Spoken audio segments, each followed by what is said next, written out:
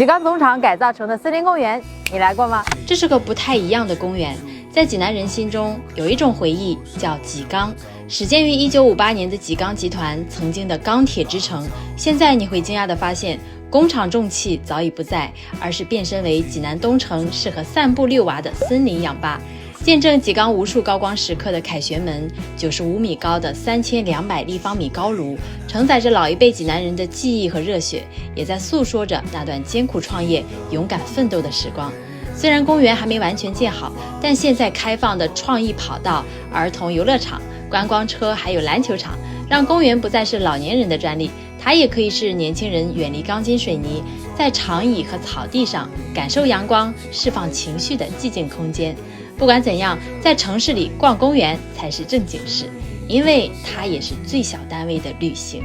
我是柠檬，关注我，带你玩转济南。